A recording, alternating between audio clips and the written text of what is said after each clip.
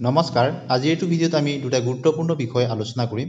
প্ৰথম বিষয়টো হ'ল ইউনিফাইড পেনশন স্কিম যি গেজেট নোটিফিকেশ্যন প্ৰকাশ পালে আৰু দ্বিতীয় বিষয়টো হ'ল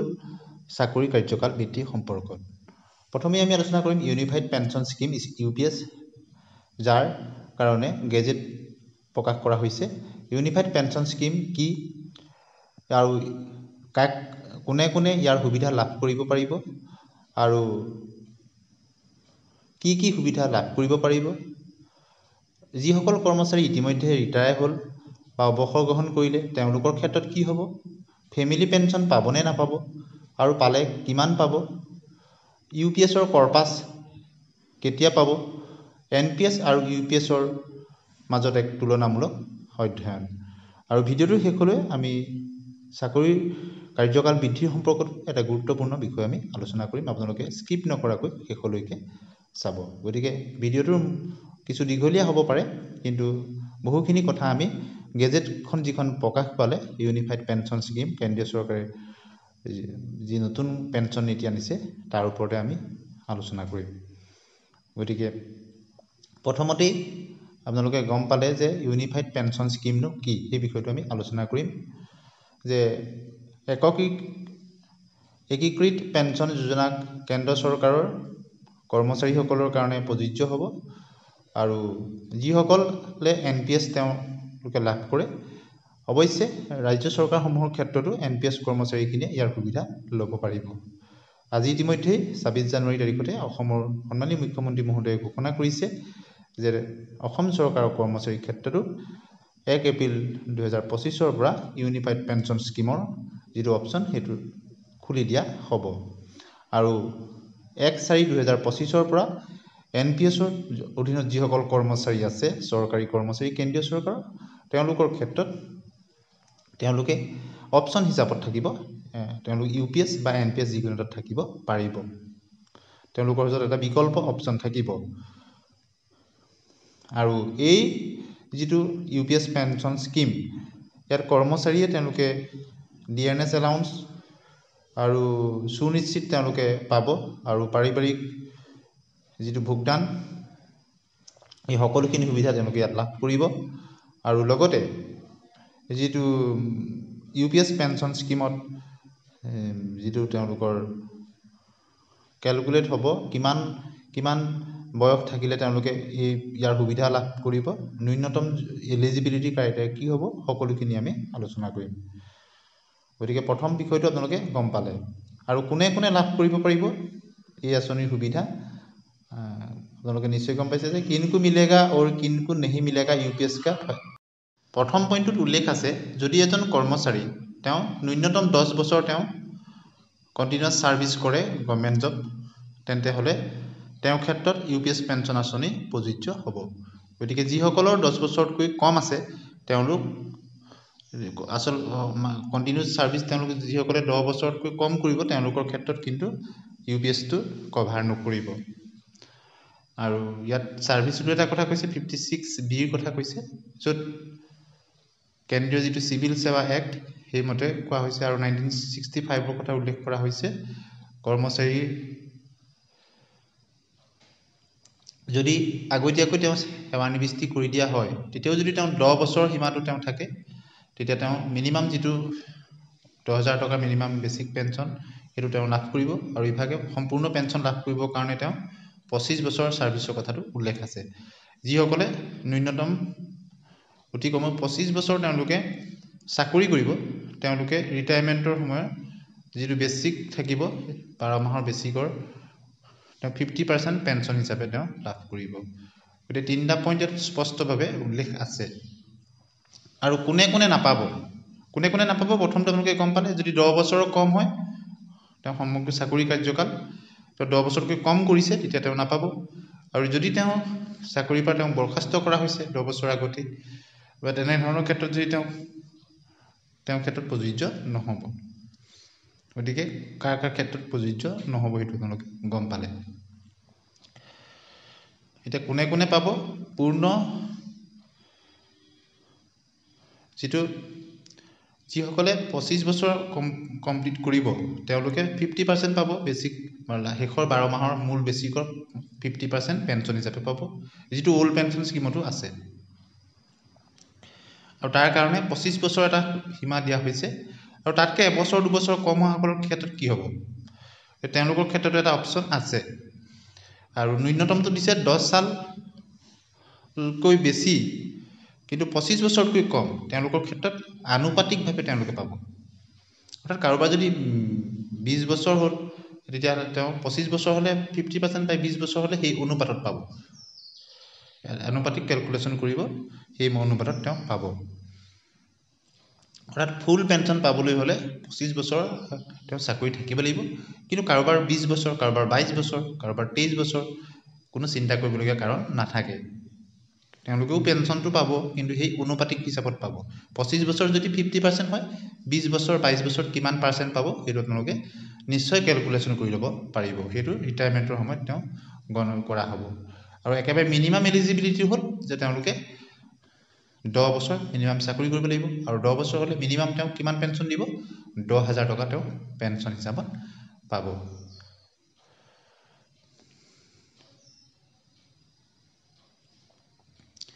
और भुगतान उस तारीख से शुरू होगा जिस तारीख को कर्मचारी सेवा में जारी रहते हुए अधिवर्षिता प्राप्त कर लेता है। गति के आपलोगे निश्चय गम पाइसे जे तेতিয়াर পৰা भुगतानটো তেওঁ লাভ কৰিব যেতিয়া তেওঁ যি তাৰিখৰ পৰা তেওঁ বাৰ্ষিকটো পূৰণ হ'ব, যিটো এলিজিবিলিটি ক্ৰাইটেৰিয়া তেওঁ পূৰণ হ'ব তেতিয়াৰ পৰা পাব। গতিকে যোজন কোনে কোনে ইয়াত লাভ ল'ব পাৰিব, এলিজিবিলিটি হ'ল মিনিমাম 10 বছৰ হ'ব লাগিব। আৰু 10 বছৰ যিসকলে মিনিমাম কৰিব তেওঁলোকে মিনিমাম 10,000 টকা এচিউড পেঞ্চন পাব।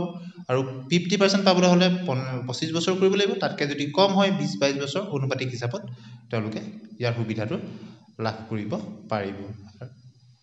আৰু ৰেগুলাৰ এমপ্লয়িজৰ ক্ষেত্ৰত কোৱা হৈছে। মজুদা কৰ্মচাৰীকে মামলে এতিয়া যিসকলে ইতিমধ্যে চাকৰি কৰি আছে এনপিএছৰ অধীনত তেওঁলোকৰ ক্ষেত্ৰত কি হ'ব, তেওঁলোকৰ ক্ষেত্ৰতো চিন্তা কৰিবলগীয়া কোনো কাৰণ নাই। যিসকলে এনপিএছৰ অধীনত আছে তেওঁলোকৰ অপশ্যন দিয়া হ'ব। ইতিমধ্যে আমাৰ অসম চৰকাৰ আজি সন্মানীয় মুখ্যমন্ত্ৰী মহোদয়ে 26 জানুৱাৰী ভাষণত কৈছে যে 1 এপ্ৰিল 2025 পৰা যিটো ইউনিফাইড পেঞ্চন স্কিমৰ সুবিধাটো দিয়া হ'ব। অৰ্থাৎ কৰ্মচাৰীৰ ওচৰত অপশ্যন এটা থাকিব যে তেওঁ এনপিএছত থাকিব বিচাৰে নে ইউপিএছত যাব পাৰে বিচাৰে, ইউনিফাইড পেঞ্চন স্কিমত যাব বিচাৰে। গতিকে যদি যায় তেওঁ তেতিয়াহ'লে তেওঁ ইউনিফাইড পেঞ্চন স্কিমলৈ তেওঁ যিখিনি টকা আছে সেইখিনি তেওঁলোকৰ ট্ৰেন্সফাৰ হৈ যাব ইউনিফাইড পেঞ্চন স্কিমত। আৰু লগালগ এনপিএছৰ যিটো একাউণ্ট আছে সেইটো বন্ধ হৈ যাব।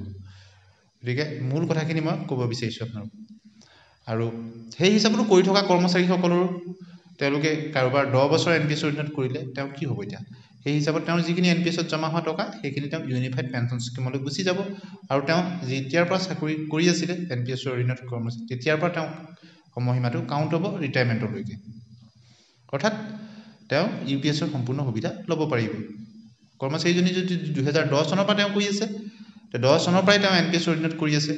আৰু তেওঁৰ যদি ৰিটায়াৰমেণ্টৰ ডেটটো ধৰি লওক হোৱালৈকে তেওঁ 25 বছৰ সম্পূৰ্ণ হয় তেতিয়া তেওঁ সম্পূৰ্ণ 50% পেঞ্চন পাব। তেওঁ পূৰ্বৰ যিখিনি এনপিএছৰ টকা জমা আছিলে সেইখিনি কনভাৰ্ট হৈ যাব ইউপিএছত। আৰু ঠিক একেদৰে কৰি থকা কৰ্মচাৰীৰ উপৰিও যদি কোনোবা কৰ্মচাৰী ৰিটায়াৰমেণ্টটো হৈ গ'ল, তেওঁ এতিয়া এনপিএছৰ অধীনত আছে, তেওঁ 25 বছৰ কৰিছিলে বা কোনোবাই 10 বছৰ ওপৰত কৰিছিলে, তেওঁলোকৰ ক্ষেত্ৰতো এটা অপশ্যন আছে। সেইটো কথাও আমি আলোচনা কৰিম তেওঁলোকৰ ক্ষেত্ৰত কি হ'ব। গতিকে কিছু তাৰ কাৰণে কিছু বোৰ্ড থাকিব, তেওঁলোকে তেওঁৰ যিমান টকা উইথড্ৰ কৰিছিলে এনপিএছৰ পৰা সেই এনপিএছৰ পৰা উইথড্ৰ কৰা টকাখিনি হিচাপ কৰিব। আৰু তেওঁ এটা পেকেজ দিয়া হ'ব যে তেওঁ যিখিনি হয়তো তেওঁ কিছু টকা পুনৰ আকৌ তেওঁ ঘূৰাই দিবলগীয়া হ'ব পাৰে। তেওঁ এনপিএছত থাকোঁতে এনপিএছত তেওঁ যিখিনি টকা লৈছিলে সেইখিনি তেওঁ কিমান টকা উইথড্ৰ কৰিছিলে সেইখিনি চাই তেওঁ এলিজিবিলিটিখিনি চোৱা হ'ব, তেওঁক এটা টপ আপ অফাৰ হয়তো দিয়া হ'ব। অৰ্থাৎ সেৱানিবৃত্তি সূচকে কৰ্মচাৰীকে মামলে অৰ্থাৎ তেওঁলোকৰ ক্ষেত্ৰত কি হ'ব, কোনোবাই এতিয়া এনপিএছৰ অধীনতে ৰিটায়াৰমেণ্ট হৈ গ'ল, এবছৰ 2 বছৰ হৈছে, গতিকে ইয়াৰ ঘোষণা হোৱাৰ আগতে যদি তেওঁ ৰিটায়াৰ হৈছে কি হ'ব, তেওঁলোকৰ ক্ষেত্ৰতো এটা অপশ্যন খোলা থাকিব বুলি ইয়াত উল্লেখ কৰা হৈছে। তাৰ কাৰণে বোৰ্ড থাকিব, বোৰ্ডে সকলোখিনি দিশ চাব, তেওঁ এনপিএছৰ পৰা কিমান টকা উইথড্ৰ কৰিছিলে, তাৰপাছত হয়তো তেওঁক এটা টপ আপ পেকেজ দিব সেই টপ আপ পেকেজৰ তেওঁ যিখিনি ক্ৰাইটেৰিয়া ফুলফিল কৰিলে তেওঁ ইউপিএছ পেঞ্চনলৈ নিশ্চয় যাব পাৰিব তেনেকুৱা ধৰণৰ অপচন থাকিব গতিকে আপোনালোকে নিশ্চয় বুজি পাইছে কেৱল মাত্ৰ সাৰ্ভিস কৰি থকা সকলৰ ক্ষেত্ৰতে নহয় যিসকল ইতিমধ্যে তেওঁলোকে চাকৰিৰ পৰা অৱসৰ গ্ৰহণ কৰি এনপিএছৰ অধীনত তেওঁলোকে পেঞ্চন লৈ আছে তেওঁলোকে যদি ইচ্ছা কৰে ইউনিফাইড পেঞ্চন স্কিমৰ অধীনলৈ যাব পাৰিব তাৰ কাৰণে ৰাষ্ট্ৰীয় পেঞ্চন প্ৰণালী তেওঁলোকে যি সুবিধা লৈ আছে তেওঁ কিমান টকা উইথড্ৰ কৰিছিলে আৰু সেই সকলোখিনি বৰ্ডৰ ওচৰত তেওঁলোক থাকিব আৰু সকলোখিনি কৰাৰ পিছত এটা টপ আপ ৰাখি তেওঁক দিয়া হ'ব আৰু তেওঁ এই টপ আপ ৰাখি মতে তেওঁ কিছু এলিজিবিলিটি ক্ৰাইটেৰিয়া তেওঁ ফুলফিল কৰিব লাগিব আৰু তাৰ পিছত তেওঁ ইউনিফাইড পেঞ্চন স্কিমলৈ যাব পাৰিব অৰ্থাৎ সকলোৰে কাৰণে অপচনটো খুলি দিয়া হৈছে গতিকে আপোনালোকে নিশ্চয় বুজি পাইছে যিসকল কৰি আছে তেওঁলোকৰ ক্ষেত্ৰত আপোনালোকে নিশ্চয় বুজি পালে আৰু মিনিমাম এলিজিবিলিটি ক্ৰাইটেৰিয়াটো আপোনালোকে গম পালে আৰু 25 বছৰ হলে 50% সম্পূৰ্ণ পেঞ্চন পাব আৰু তাতকৈ কম হলে 10 পৰা 25 বছৰৰ ভিতৰত থকাখিনি আনুপাতিক হিচাপত তেওঁলোকে পেঞ্চনটো লাভ কৰিব আৰু যিসকলে ইতিমধ্যে চাকৰিৰ পৰা অৱসৰ গ্ৰহণ কৰিলে তেওঁলোকৰ ক্ষেত্ৰতো তেওঁলোকে অৱসৰ গ্ৰহণ কৰোঁতে এনপিএছৰ অধীনত যিখিনি টকা তেওঁলোকে উইথড্ৰ কৰিছিলে সেই সকলোখিনি টকা তেওঁলোকে কিমান টকা এতিয়া তেওঁ জমা আছে আৰু সেই হিচাপত তেওঁক এটা টপ আপ পেকেজ দিব আৰু সেই টপ আপ ৰাখি মতে তেওঁ ইচ্ছা কৰিলে ইউনিফাইড পেঞ্চন স্কিমলৈ যাব পাৰিব তাৰ কাৰণে হয়তো তেওঁ কিছু এলিজিবিলিটি ক্ৰাইটেৰিয়া কৰিব লাগিব আৰু ফেমিলি পেঞ্চন কিমান পাব ফেমিলি পেঞ্চন তেওঁ যিমান তেওঁ ইউপিএছৰ অধীনত কৰ্মচাৰীজনে যিমান তেওঁ পেঞ্চন লাভ কৰিব ফেমিলিয়ে তেওঁৰ যিসকল লিগেল হেয়াৰ থাকিব তেওঁ ৱাইফ হওক বা তেওঁ যি পেঞ্চন লাভ কৰিব ফেমিলি পেঞ্চন আইনীভাৱে যি পায় তাৰ 60% তেওঁ পাব পতি বা পত্নী অথবা তেওঁ ফেমিলি আন কোনোবাই যদি যোগ্যতা থাকে তেওঁ যি পাবলগীয়া 56 জে মতে সেইটো পাব অৰ্থাৎ 60% তেওঁ পেঞ্চন ফেমিলি পেঞ্চন লাভ কৰিব গতিকে ফেমিলি পেঞ্চনতো যেটো ডিআৰনেছ ৰিলিফটো কাউন্ট কৰা হ'ব এতিয়া যেনেকৈ ওল্ড পেঞ্চন স্কিমৰ ফেমিলি পেঞ্চনাৰ সকলো তেওঁলোকে ডিআৰটো তেওঁলোকে পায় ঠিক একেদৰে ফেমিলি পেঞ্চনৰ ক্ষেত্ৰতো ডিআৰটো অৰ্থাৎ ডিআৰনেছ ৰিলিফটো তেওঁলোকে পাব গতিকে আপোনালোকে এইখিলৈকে নিশ্চয় কথাখিনি বুজি পাইছে গতিকে ইউপিএছৰ যিটো কৰ্পাছ ইউপিএছৰ কৰ্পাছটো কেনে ধৰণৰ হ'ব গতিকে এই ইউপিএছৰ কৰ্পাছটোত দুটা পাৰ্ট আছে মই মূল কথাখিনি আপোনালোকক ক'ব বিচাৰিছোঁ যে 10% আপোনাৰ পৰা যাব ফাৰ্ষ্ট যেটো আছে পাৰ্সোনেল কৰ্পাছত 10% আপোনাৰ কৰ্মচাৰীজনৰ বেছিকৰ পৰা 10% যাব আৰু 10% কেন্দ্ৰীয় চৰকাৰে জমা কৰিব আৰু তেনেকৈ হ'লগৈ 20% এটো হ'ল পাৰ্সোনেল আৰু এটা হ'ল পুল কৰ্পাছটোত হ'ল 8.5% এটো কেন্দ্ৰীয় চৰকাৰে বহন কৰিব অৰ্থাৎ টোটেল কৰ্মচাৰীজনৰ কিমান জমা হ'ব 20 + 8.5 অৰ্থাৎ 28.5% টোটেল জমা হ'ব ইয়াত কৰ্পাছটোত দুটা হিতান থাকিব আৰু এই দুটা হিতান প্ৰথমটো হৈছে পাৰ্সোনেল কৰ্পাছ যিটো কৰ্মচাৰীজনৰ বেছিকৰ 10% ডিডাকশন কৰা হ'ব আৰু যিমানটো ডিডাকশন কৰিব সিমান 10% কেন্দ্ৰীয় চৰকাৰে দিব আৰু পুল পাৰ্সোনেল কৰ্পাছতো কিছু টকা উইথড্ৰৰ ক্ষেত্ৰত বা অন্যান্য ক্ষেত্ৰত যিখিনি থাকিব কৰ্তৃত্ব থাকিব কৰ্মচাৰীও থাকিব গতিকে কিন্তু পুল কৰ্পাছত 8.5% যেটো সম্পূৰ্ণ কেন্দ্ৰীয় চৰকাৰৰহে তাৰ অধিকাৰটো থাকিব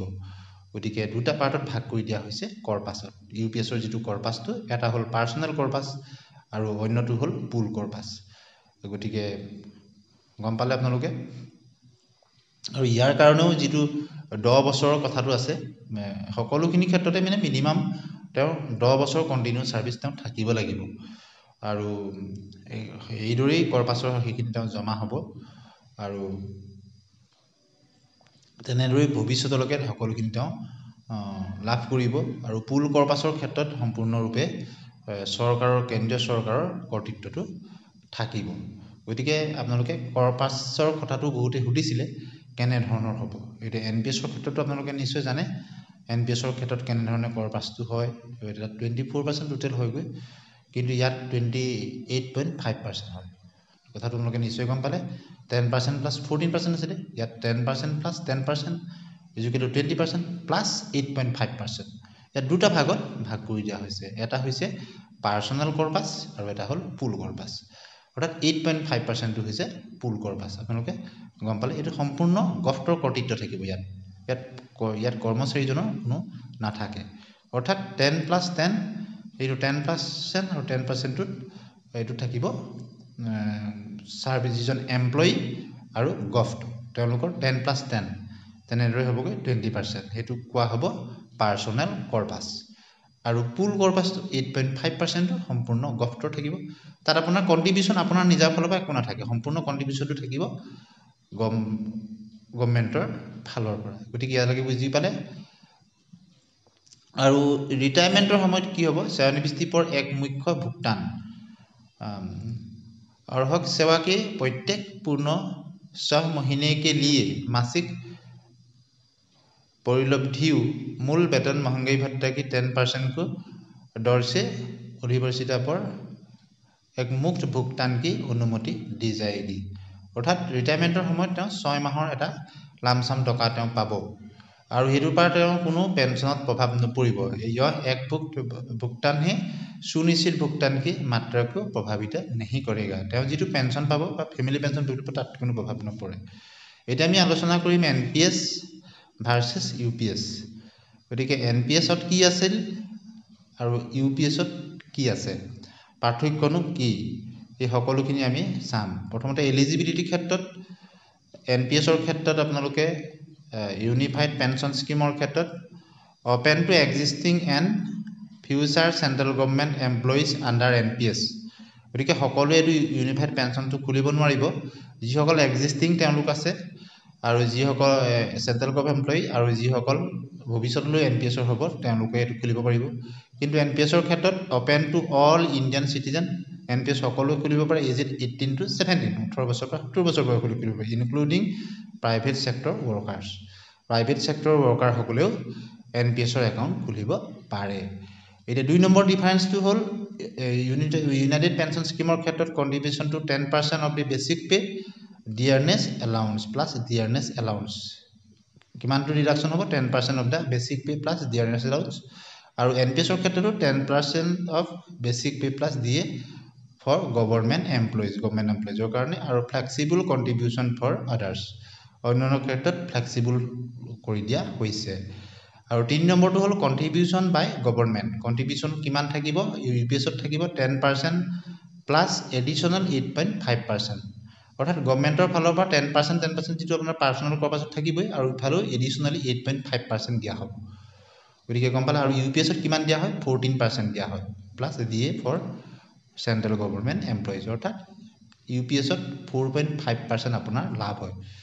এনপিএস ত 14% টোটাল কন্ট্ৰিবিউশন থাকে গভৰ্ণমেণ্টৰ ফালৰ পৰা ইয়াত টোটাল 18.5% হ'ব 10% প্লাস 8.5% গভৰ্ণমেণ্টৰ ফালৰ পৰা থাকিব আপোনাৰ নিজৰটো বাদ দি গতিকে ইনভেষ্টমেন্ট ক্ষেত্ৰত employees can choose investment for individual corpus যেটো আপোনাৰ 10% 20% যেটো জমা হ'ব হেতু কাৰণে আপুনি এমপ্লয়িয়ে নিজৰ হেতু সিলেক্ট কৰিব পাৰিব আৰু এনপিএস ৰ ক্ষেত্ৰতো employees can choose the corpus হেতু কৰিব পাৰিব পে আউট ৰিটায়াৰমেন্টত ইউপিএস ত 50% of average basic pay last 12 month issued after 25 years of service আপুনি 50% of average basic pay off last 12 monthৰ পইচা আপুনি উলিয়াব পাৰিব এভাৰেজ বেসিক পে আপোনাৰ লাষ্টৰ 12 monthৰ 12 মাহৰ পইচাহে আপুনি উলিয়াব পাৰিব 25 বছৰ কমপ্লিট হোৱাৰ পিছত minimum 10% 10,000 per month issued after 10 years 10 বছৰ কমপ্লিট হোৱাৰ পিছত আপোনাৰ 10,000 মিনিমাম পেনশন পাব আৰু dearness allowance relief plus DR applied খিনি থাকিব আৰু 25 বছৰ হলে 50% টো পাব হেতু গম পালে আৰু এনপিএস ৰ ক্ষেত্ৰত আপুনি 60% টকা আপুনি লামসাম উইথড্ৰ কৰিব পাৰিব যিমান টকা আপোনাৰ টোটাল জমা হ'ব আৰু ৰিমেইনিং 40% ওপৰত আপোনাক এটা পেনশন দিয়া হ'ব মাৰ্কেটৰ ওপৰত নিৰ্ভৰ কৰি এনপিএস ত আপোনালোকে হেতু গম পালে আৰু ফ্যামিলি পেনশন ইউপিএস ত 60% এচিউড পেমেন্ট থাকিব আৰু স্পাউসৰ কাৰণে থাকিব পতি পত্নীৰ কাৰণে and after the death of the এমপ্লয়িজৰ ক্ষেত্ৰত আৰু পৰৱৰ্তী সময়ত ফ্যামিলি পেনশনৰ ৰুল মতে যি পতি পত্নীৰ বাহিৰে বেলেগও পাবলগীয়া যোগ্য থাকিলে তেওঁলোকে নিশ্চয় পাব আৰু ফ্যামিলি ৰিসিভ কৰ্পাছ বেনিফিট যেটো এনপিএস ত কৰ্পাছটো পাব বেসড অন মাৰ্কেট ভ্যালুৰ ওপৰত ফ্যামিলিয়ে কিবা এটা পাব ভৱিষ্যতলৈ